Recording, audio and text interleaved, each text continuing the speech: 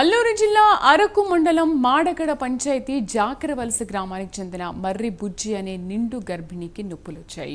దీంతో కుటుంబ సభ్యులు డోలీ కట్టి ఆమెను 2 కిలోమీటర్ల దూరంలో ఉన్న మెచ్చగూడ వరకు మోసుకొచ్చారు. అక్కడి నుంచి 108 వాహనంలో అరకు ఏరియా ఆసుపత్రికి తరలించారు. డిప్యూటీ సీఎం పవన్ కళ్యాణ్ తమ గ్రామానికి రోడ్డు నిర్మించేలా చర్యలు తీసుకోవాలని వారు కోరుతున్నారు. మా కరెస్పాండెంట్ అవతార్ పూర్తి సమాచారం అందిస్తారు. అవతార్, ప్రస్తుతం గర్భిణీ పరిస్థితి ఎలా ఉంది? ఎస్ శ్రీదేవి, ఏదైతే స్వతంత్రం వచ్చి ఏళ్లు గడుస్తున్న గిరిజన ప్రాంతాల్లో అయితే డోలీ మోతలు అయితే తప్పలేదని చెప్పుకోవాలి. ముఖ్యంగా గర్భిణీ స్త్రీల విషయానికి వస్తే వాళ్ళకి డెలివరీ సమయంలో చాలా సార్లు ఈ డోలీ మోతల మార్గ మధ్యలోనే డెలివరీ అయ్యే పరిస్థితి ఉంది. కొన్ని సందర్భాల్లో అయితే బిడ్డ అడ్డం తిరిగి తల్లి బిడ్డ ప్రాణాలకు పోయే పరిస్థితి కూడా మనం చూసాం.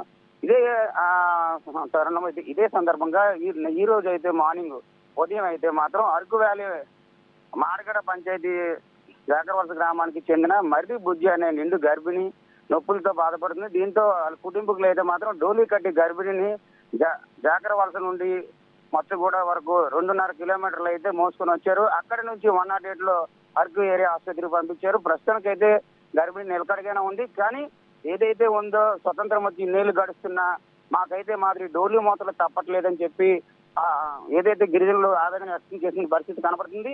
ఈ మధ్య కాలంలో చూడొచ్చు, మనం స్వతంత్రం వచ్చిన తర్వాత ఇన్నేళ్ల తర్వాత ఉమ్మడి ప్రభుత్వంలో చోడవరం నియోజకవర్గం అల్లూరి పంచాయతీ నీలబంద దగ్గర అయితే మాత్రం కరెంట్ అయితే వచ్చింది. అదే కోవలోనూ మాకు కూడా డిప్యూటీ సీఎం పవన్ కళ్యాణ్ అయితే మాత్రం చొరవ తీసుకొని మా ఈ డోలీ మోతలు తప్పించి మాకు రహదారి ఫెసిలిటీ కల్పించాలని చెప్పి గిరిజనులు కోరుతున్న పరిస్థితి కనపడుతుంది. శ్రీదేవి.